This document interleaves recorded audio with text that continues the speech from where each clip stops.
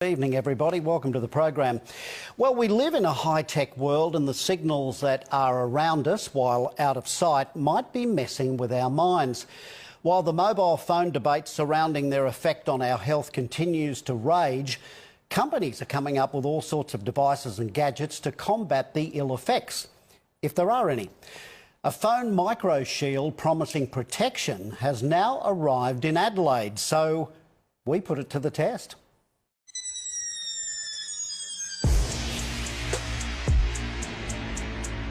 Our energy isn't designed to be bombarded with all this electromagnetic radiation every day. If we could see all the electromagnetic fields around us, we'd be quite frightened. We're surrounded in signals. I think it's the root cause of a lot of cancers. 3G, 4G, now 5G is coming to a suburb near you. It is a big health issue and it's only going to get worse. The big telcos will tell you there's nothing to see here.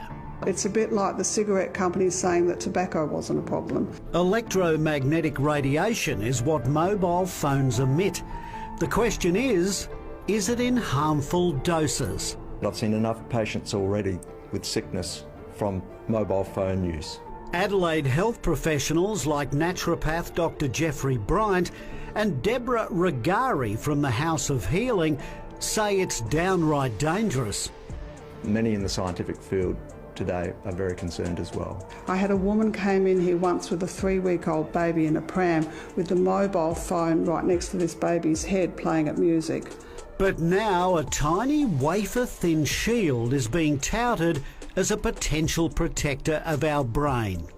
And when we road tested it, the result was jaw-dropping. Wow. We'll return to that soon, but Tony Mark Seymour, the man who introduced it to Adelaide from the US, reckons he was initially sceptical. Most of these devices don't work, and in fact some of them can have a negative effect.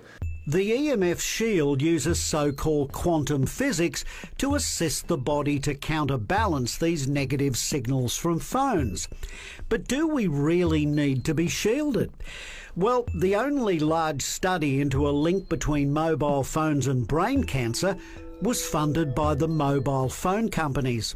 But even that study hinted at a relationship between high usage of mobile phones, more than half an hour a day, and brain cancer.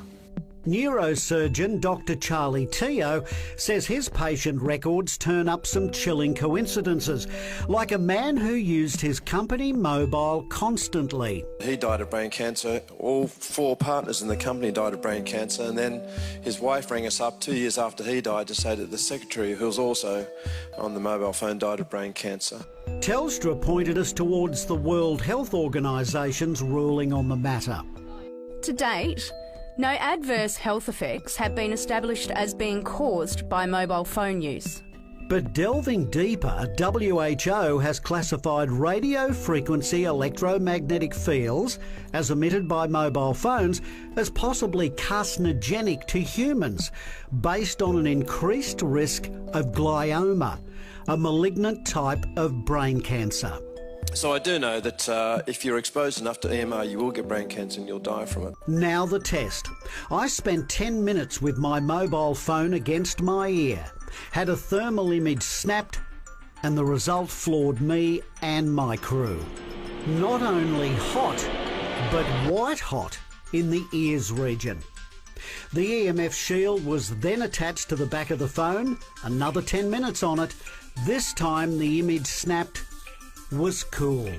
I would love to see more detailed investigation as to how it works, what it actually does to the radio signals, so that we can actually understand, the effect that you saw in the thermal imaging that you did. Computer systems engineer Dr. Paul Gardner-Stephen from Flinders Uni says while it's possible to shield phones from radiation, he's not sure there's a risk.